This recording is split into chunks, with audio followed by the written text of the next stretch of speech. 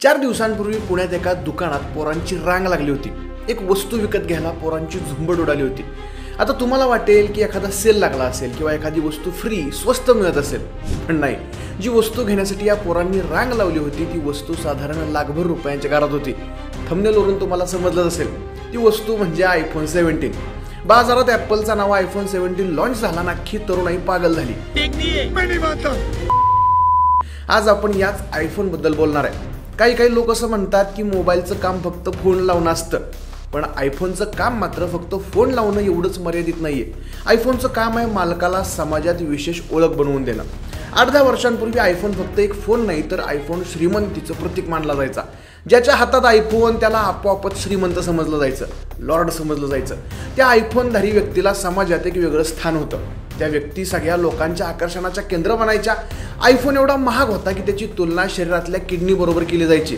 तुझी किडनी दे रे भावा, मला आयफोन घ्यायचा आहे असं पोरं चेष्टेने एकमेकांना म्हणायचे। आता काहींनी हा जोक सिरियसली घेतला आणि खरंच किडनी विकली। काहींनी मित्रांचे जीव घेतले ह्या फोनच्या पायात। पण आता मात्र आयफोनची स्थिती बदलली। पूर्वी 10 पैकी एकाच्याच हातात असणारा आयफोन आता जवळजवळ प्रत्येकाच्या घरात एक तरी बघायला मिळतो। पूर्वी हा फोन फक्त श्रीमंत किंवा उच्चवर्णीय वस्तीत दिसायचा। आता पानाच्या टपरीपासून रील्स करणाऱ्या छपरींपर्यंत रील स्टार्स सगळेजण आयफोन वापरतात। पण असं काय झालं की श्रीमंतीचं हे प्रतीक अगदी सामान्य झालं? ब्रँडेड वाटणारा आयफोन आता छपरी वाटू लागलाय। श्रीमंतीची ही ओळख हळूहळू पुसली जाऊ लागली आहे का? ते स्टेटस, तो रिस्पेक्ट जो आयफोन मालकांसाठी होता तो हळूहळू कमी होऊ लागलाय का? प्रत्येकाच्या हातात आहे म्हणून त्याची लायकी, ब्रँड व्हॅल्यू कमी झाली आहे का? की मग आणखी काय? जाणून घेऊयात आजच्या व्हिडिओच्या माध्यमातून। नमस्कार मंडळी, मी आशुतोष आणि तुम्ही पाहताय .com अर्थात कॅरी ऑन मराठी। आता सुरुवातीपासून बघूया आयफोन सर्वसामान्यांचा फोन होण्यामागची नेमकी कारणं काय आहेत। यातलं पहिलं कारण म्हणजे EMI। भारतात आयफोन प्रसिद्ध होण्याचं आणि सर्वसामान्य लोकांच्या हातात दिसण्याचं सगळ्यात महत्त्वाचं कारण म्हणजे हे EMI। EMI म्हणजे इक्वेटेड मंथली इन्स्टॉलमेंट। म्हणजे काय तर समान मासिक हप्ता। सोप्या भाषेत सांगायचं तर तुम्ही कुठलीही महागडी वस्तू एकाच वेळी पूर्ण पैसे देऊन खरेदी करण्याऐवजी त्याचे पैसे काही महिन्यांच्या समान हप्त्यामध्ये भरायचे। ही सुविधा बँक किंवा वित्तीय संस्था देतात। या सुविधेमुळे ग्राहकांवर एकाच वेळी मोठा आर्थिक भार येत नाही। म्हणजे काय तर 80,000 किमतीचा आयफोन घेण्यासाठी एकाच वेळी 80,000 भरायचे नाहीत, तर तोच फोन 3,500 रुपये प्रति महिन्याच्या EMI वर मिळवायचा। तसं घेणं सहज शक्य होतं। नो कॉस्ट EMI सारखे पर्याय, नो कॉस्ट EMI हा ग्राहकांना आकर्षित करणारा एक सर्वात प्रभावी मार्ग आहे।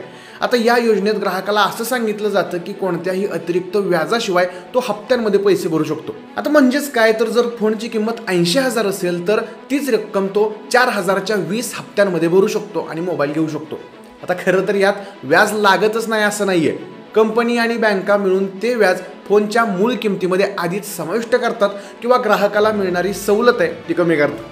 पण ग्राहकाला मात्र नो कॉस्ट हा शब्द खूप आकर्षक वाटतो आणि तो लगेच खरेदीचा निर्णय घेतो। आता यानंतर क्रेडिट कार्ड आणि डेबिट कार्डवरती मिळणारे EMI यासारख्या सुविधा सुरुवातीला फक्त क्रेडिट कार्ड धारकांना EMIचा पर्याय उपलब्ध होता, पण आता मात्र अनेक बँका डेबिट कार्ड EMIची सुविधा सुद्धा देऊ लागल्यात। आता त्यामुळं ज्या लोकांकडे क्रेडिट कार्ड नाहीये ते सुद्धा त्यांच्या बचत खात्यातील पैशांच्या आधारावरती EMI वरती फोन घेऊ शकतात। त्यामुळे ग्राहकांचा मोठा वर्ग आयफोनच्या खरेदीसाठी पात्र झाला।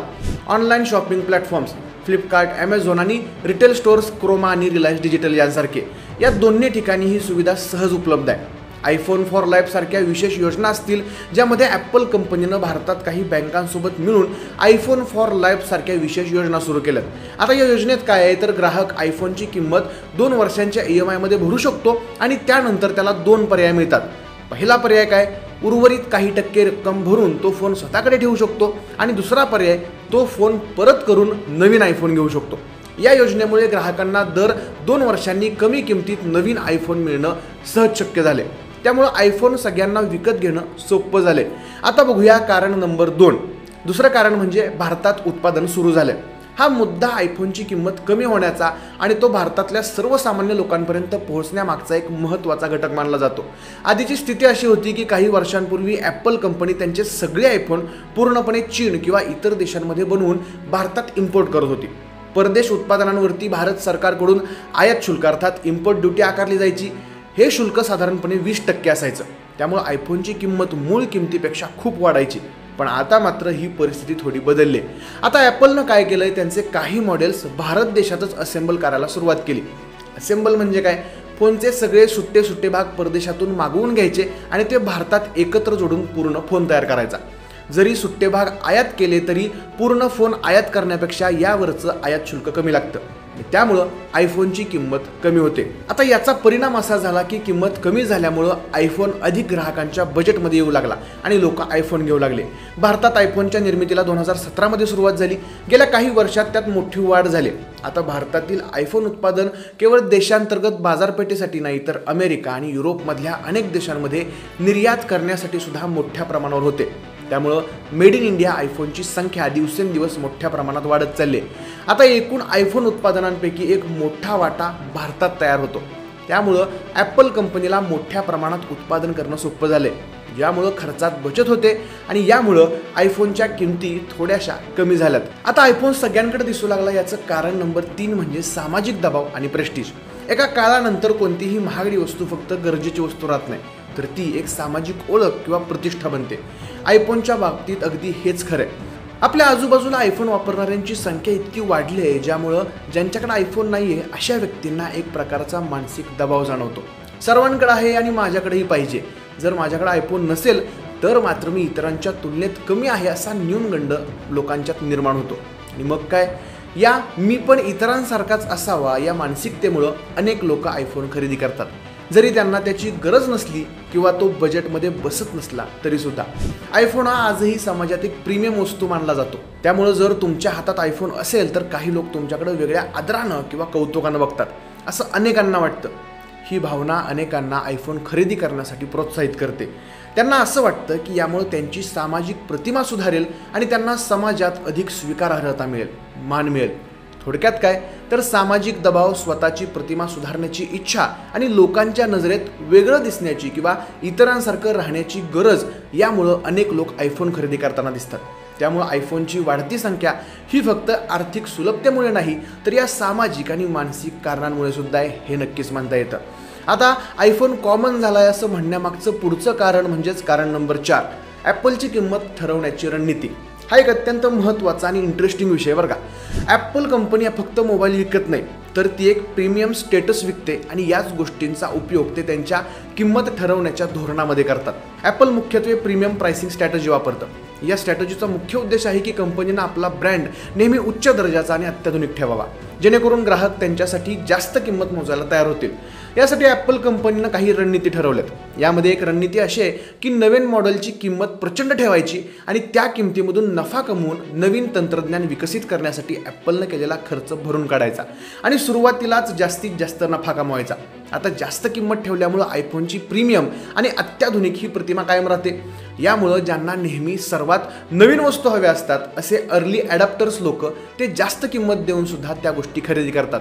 हे लोक ब्रँडचे सर्वात निष्ठावान ग्राहक असतात। मुळशी पॅटर्नमधल्या डायलॉगनुसार सांगायचं झालं तर ॲपलचा नवीन फोन कधी एकटा येत नाही, जोडीने येतो।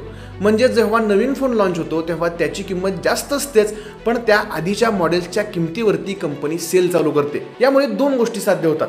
ज्या ग्राहकांना नवीन मॉडेलची किंमत खूप जास्त वाटते ते कमी झालेल्या किमतीवरती मागचा मॉडेल खरेदी करतात। यामुळे जुन्या मॉडेलची विक्री वाढते। यामुळे आयफोन आता फक्त अर्ली ॲडॉप्टर्स पुरता मर्यादित न राहता मध्यमवर्गीय ग्राहकांपर्यंत पोहोचतो। उदाहरणार्थ आयफोन 17 लॉन्च झाल्यानंतर आयफोन 16ची किंमत कमी होते, ज्यामुळं अनेक लोक आयफोन 16 घेऊ शकतात।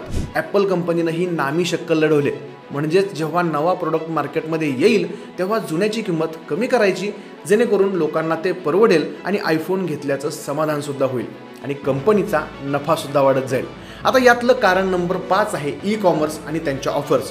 ई कॉमर्स म्हणजेच ऑनलाईन खरेदी विक्री। यानं भारतात स्मार्टफोन बाजाराचं चित्र पूर्णपणे बदलून टाकले। ॲपलसारख्या प्रीमियम ब्रँडसाठी ऑनलाईन प्लॅटफॉर्मने एक मोठी बाजारपेठ तयार केली। पूर्वी आयफोन फक्त मुंबई, दिल्ली, बंगळुरू, पुणे अशा मोठमोठ्या शहरांमधल्या काही मोजक्या ॲपल स्टोअर्स किंवा प्रीमियम रिटेल स्टोअर्समध्ये उपलब्ध असायचा, पण आता ॲमेझॉन, फ्लिपकार्ट आणि इतर ई कॉमर्स वेबसाईट्समुळे आयफोन भारतातल्या लहान लहान शहरांमध्ये, अगदी ग्रामीण भागातल्या खेडोपाड्यांमध्ये सहज उपलब्ध झाला आहे। त्यामुळे ॲपलचा ग्राहक वर्ग मोठ्या प्रमाणात वाढला। ऑनलाईन प्लॅटफॉर्मवरती एकाच वेळी अनेक विक्रेते असल्यामुळे ग्राहकांना किमतीची तुलना करणं अतिशय सोपं जातं। यामुळे विक्रेत्यांमध्ये स्पर्धा वाढते आणि त्याचा फायदा ग्राहकांना कमी किमतीच्या रूपात मिळतो।